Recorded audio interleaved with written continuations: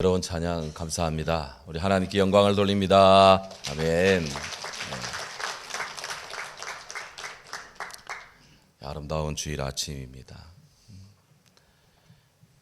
페루의 국민 시인이라 일컬음 받는 세사르 바헤흐라는 그 시인의 대표 시집에 오늘처럼 인생이 싫었던 날은 그런 시집이 있습니다.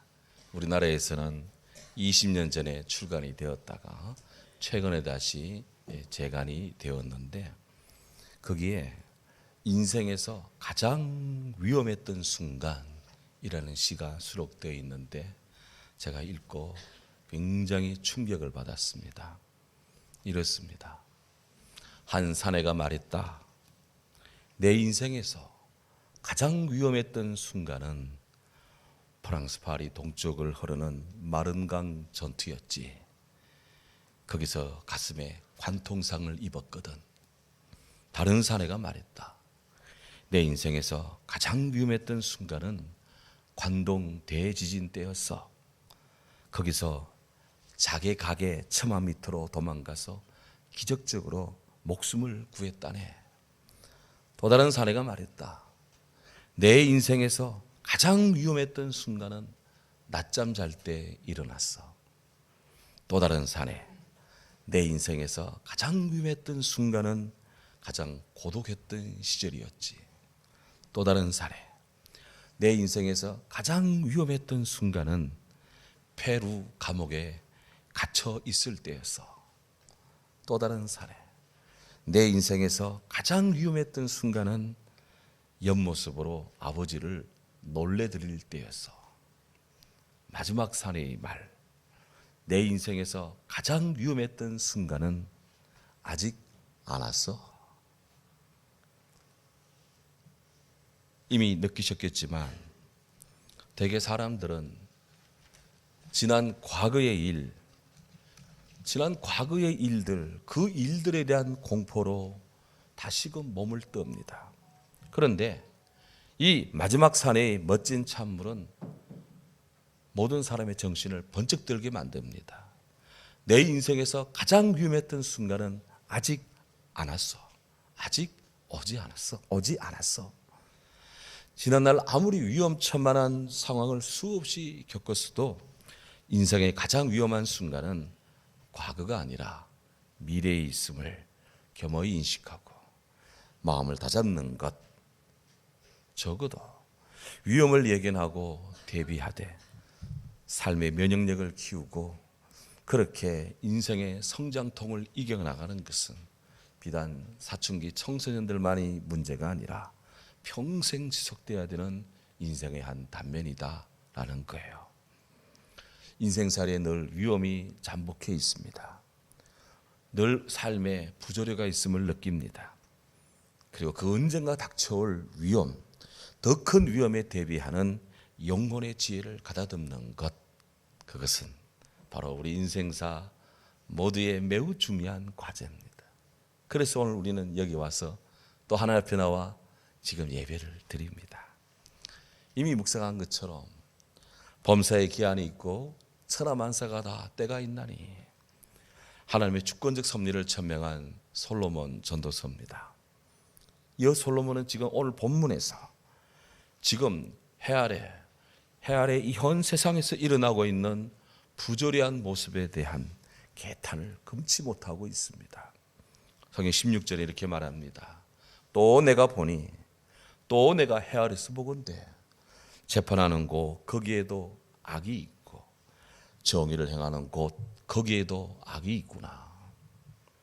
선한 자가 재판정에 있어야 되고 옳은 통치자가 정의로운 곳에 있어야 하지만 악인이 그곳에도 있다 하니 불합리하고 불공정하다 하는 거예요.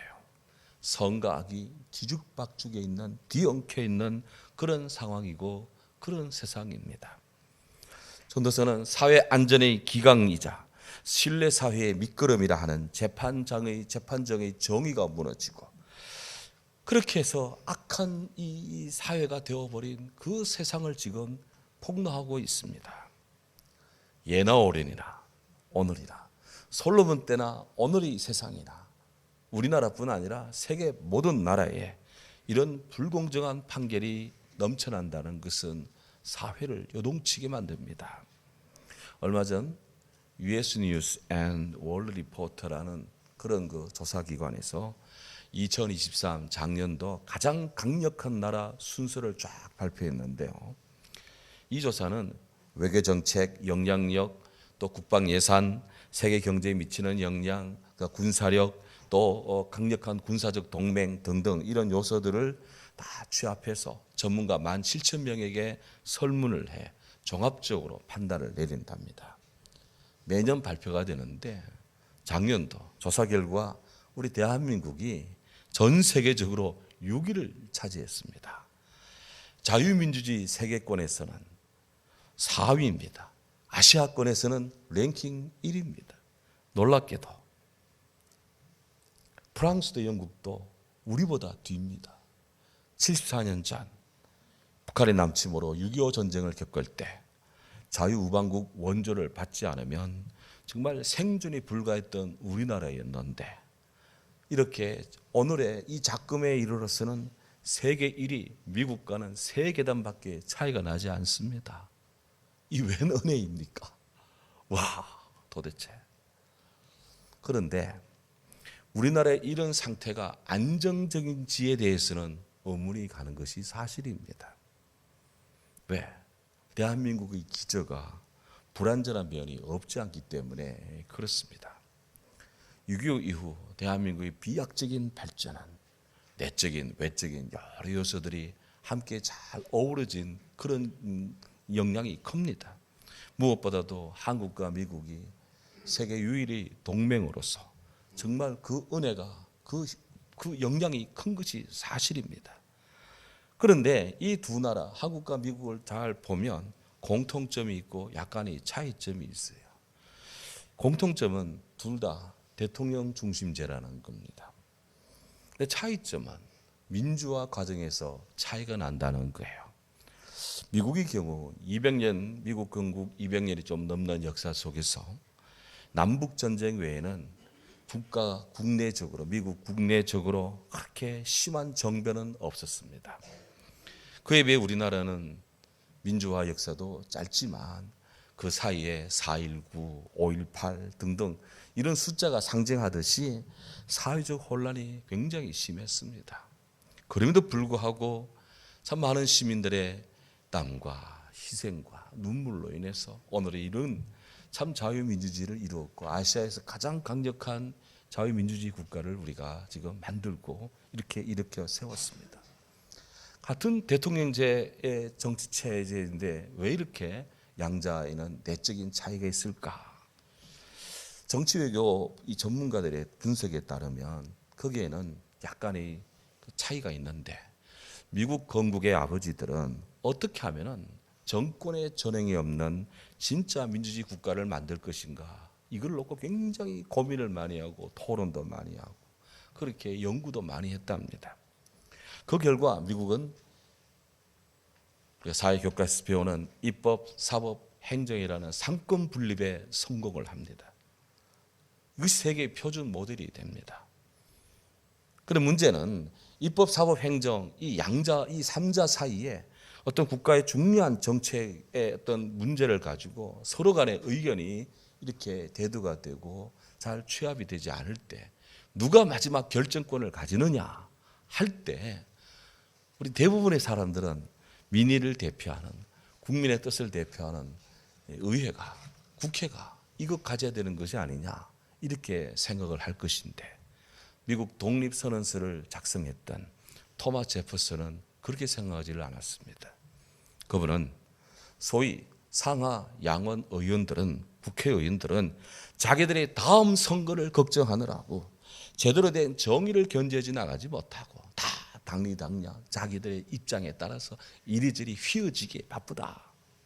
따라서 중립적이고 독립적인 사법 정의를 바로 세워야 이걸 지키게 해야 나라가 흔들리지 않고 그런 나라가 똑바로 갈 것이다. 이렇게 주창을 했고 다들 그렇게 동의를 했습니다.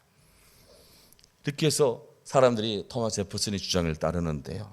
미국의 헌법이 국가적인 논제가 벌어졌을 경우 최종적 권한을 바로 법원에 주는 겁니다. 그것도 대법원에 주는 거예요. 그 대법원에게 이 모든 판결권을 주되 판사들의 임기를 종신직으로 만들어 놨어요. 판사들 입장에서는 종신토록 대법원 판사가 되면 종신토록 대법원 판사로 있는 겁니다.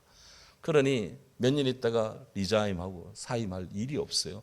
그러니 자기 죽도록 대법원 판사로서의 직위와 또 임무를 수행할 수 있으니 나름의 법에 근거해서 나름의 판단을 내리고 국가의 이익을 위해서 제대로 된 판결을 내린다는 거예요. 그에 비해 우리나라의 경우 대법원 판사의 임기가 6년입니다. 집권하는 대통령에 따라서 판사들이 바뀝니다. 성향도 바뀝니다. 논조도 바뀝니다. 한국 사법제도가 대단히 미약하다 하는 거예요. 여기에 양자의 차이가 있다 하는 겁니다. 성경 잠언 6장 16절에 보면 하나님이 미워하시는 리스트가 나옵니다. 하나님이 미워하는 것들이 있어요. 여호와의 미워하시는 것 곧 그 마음에 싫어하는 것이 6, 7가지다. 6, 7가지가 있다. 첫째, 교만한 눈, 거짓된 혀, 무죄한 자의 피를 흘리는 손, 악한 괴결을 꾀하는 마음, 빨리 악으로 달려가는 발, 거짓을 말하는 망령된 증언, 형제 사이를 이간하는 자니라. 이런 것들은 하나님이 싫어한다. 하나님이 미워한다. 그렇게 딱 성경에 딱 명시를 하고 있습니다. 그때나 지금이나 솔로몬 때나 요새나 세상에는 보이게 보이지 않게 여전히 불합리합니다. 사리에 은나는 베리가 성행합니다. 모순적인 것이 한두 가지가 아닙니다. 이치에 맞지 않는 불가해한 부조리가 곳곳에 이렇게 숨어 있습니다. 하지만 하나님은 기울어진 줄을 싫어한대요. 오늘 성경 17절에 말합니다. 악인과 의인을 하나님이 심판하시리니, 의인과 악인을 하나님이 심판하시리니. 오늘 안수사님 기도한 것처럼 하나님이 의인과 악인을 심판하신다.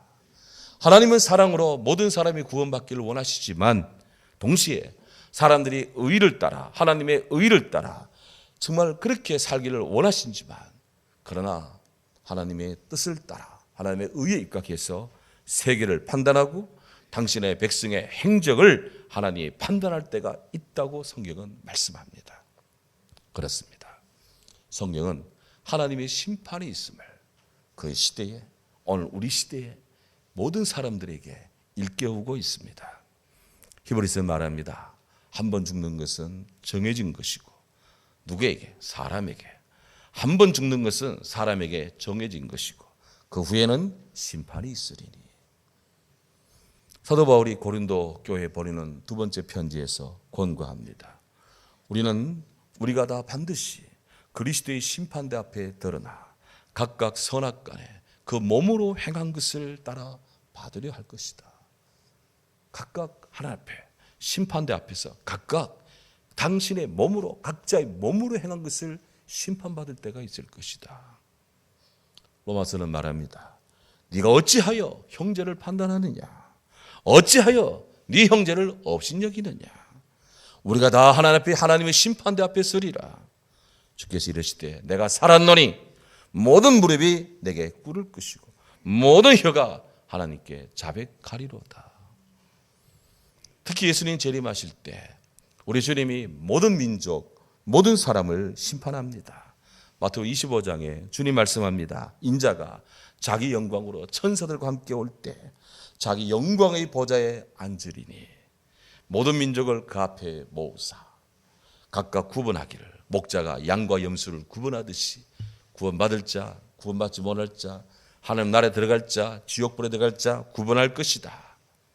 요한계시록 20장에 더 정확히 말합니다. 크고 흰 보좌 위에 앉으신 예수님께서 생명책대로 기록된 대로 심판한다. 우리 주님이 마음대로 그냥 주님의 임의대로 주님의 주관대로 판단하실 것 같은데 아니에요. 다 기록된 대로 생명책에 기록된 대로 심판하실 것이다. 또 내가 보니 죽은 자들이 큰 자나 작은 자나 그 보좌 앞에 서 있는데 책들이 펴 있고, 책이 한 권이 아니에요. 책들이 펴 있고, 또 다른 책들이 펴졌는데 보니 생명책이라. 죽은 자들이 자기 행위에 따라 책들에 기록된 대로 심판을 받으리라. 주님의 날 세계가 확연히 구분됩니다. 먼저 예수 믿지 않는 자들은 무시무시한 심판으로 구분이 됩니다.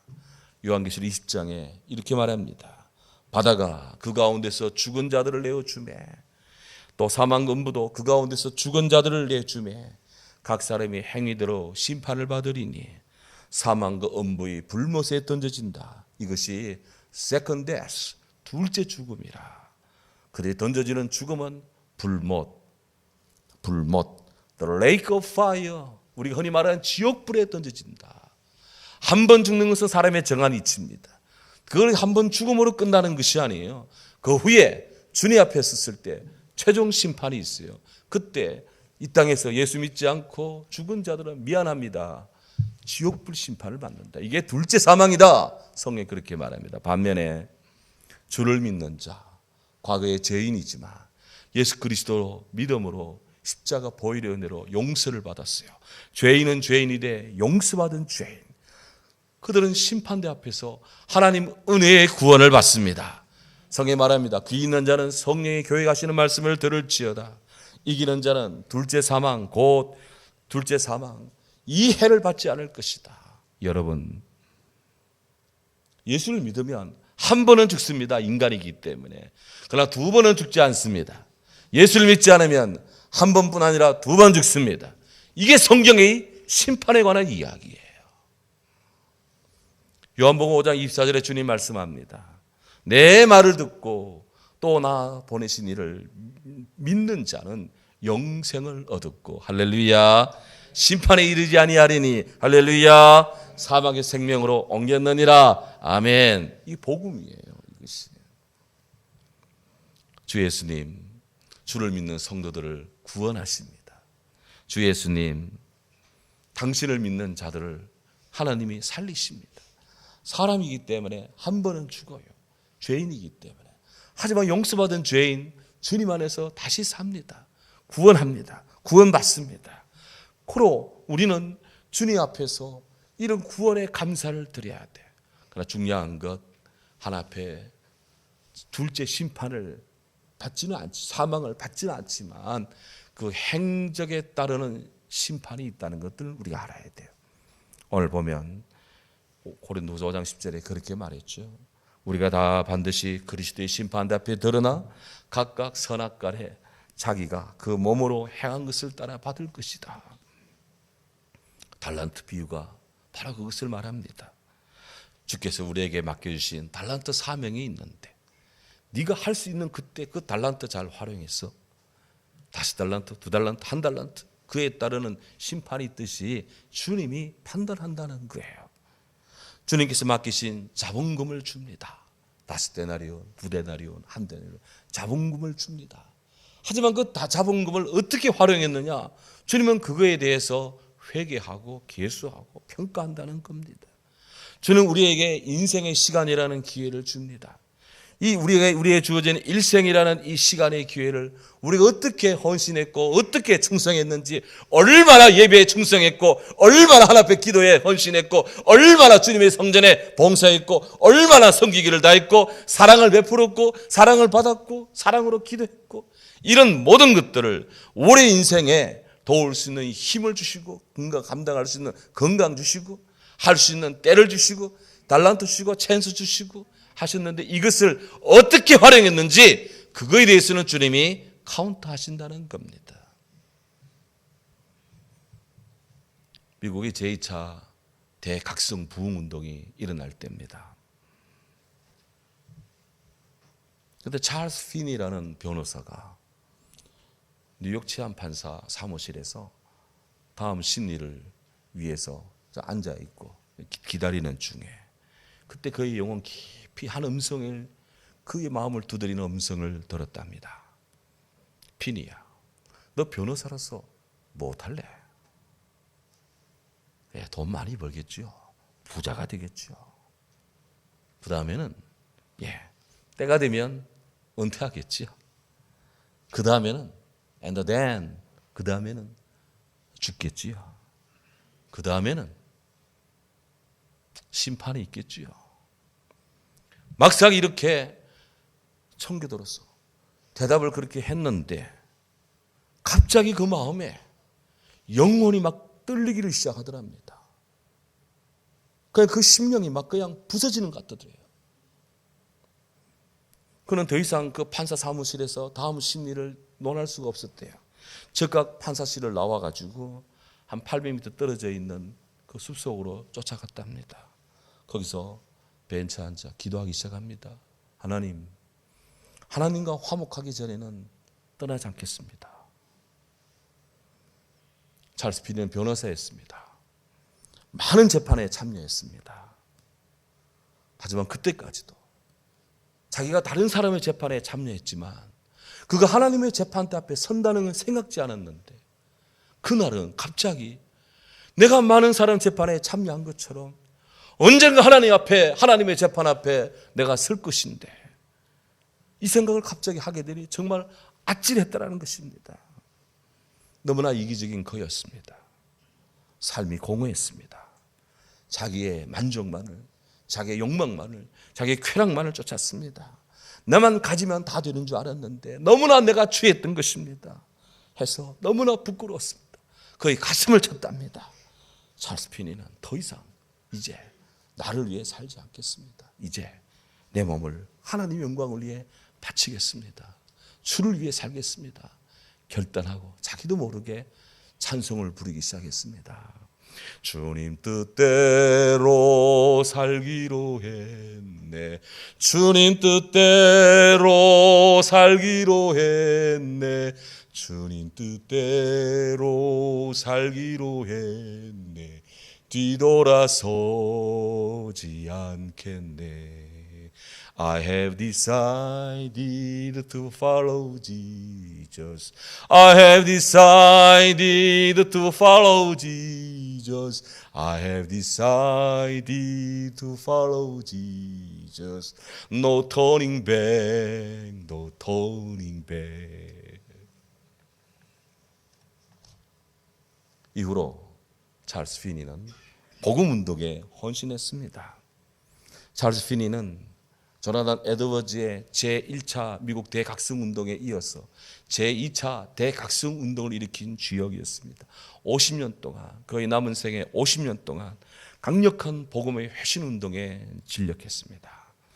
찰스 피니 이전에는 성령이 부어져서 부흥이 일어나고 이 부흥은 하나님의 주권에 의해서만 일어난다고 사람들은 생각했습니다. 그런데 찰스 피니는 이 부흥이 하나님의 역사임에는 틀림이 없다. 그럼에도 불구하고 인간의 노력에 의해 어느 정도는 가능하다. 이렇게 그는 강조했습니다. 부흥에 대한 찰스 피니의 이런 인간적 노력, 인간적인 후천적인 이런 수고, 이 같은 낙관적 견해는 후대의 신학자들에게 비판을 받습니다. 하나님의 절대적 주권성을 약화시키는 거 아니냐 비판을 막 받습니다. 그럼에도 불구하고 부흥은 틀림없이 하나님께 달려있지만 교회가 아무 일도 하지 않는 것은 그건 건전한 방향이 아니고 건전한 성도의 신앙생활이 아니다. 이렇게 외치면서 우리는 복음 부흥을 위해, 복음의 부흥을 위해 우리가 할 수 있는 것 해야 된다. 이렇게 외쳤던 찰스 피니의 이 외침은 오늘날 현대 교회의 목회 방향에 굉장히 많은 반향을 불러일으키고 있습니다. 지금 교회 부흥에 대한 신학적인 검토를 하자는 것은 아닙니다. 이거는 성령의 은혜에 충만했던 찰스 피니가 강력하게 의식했던 것, 하나님의 심판이 있다라고 하는 이것입니다. 이 영적인 의식, 이 영적인 이런 절박한 마음, 오늘의 교회와 오늘 우리 성도들이 무시해서는 안 된다. 이를 간과해서도 안 된다. 내가 하나 앞에 설 때가 있다는 것을 우리가 알아야 됩니다. 해서 성경은 권고합니다. 너는 청년의 때, 곧 공고한 날 이르기 전에 나는 아무 낙이 없다고 할 내가 가깝기 전에 너의 창조주를 기억하라. 해와 빛과 달과 별들이 어둡기 전에 비가 온 뒤 구름이 다시 일어나기 전에 하나님을 기억하라. 그렇습니다.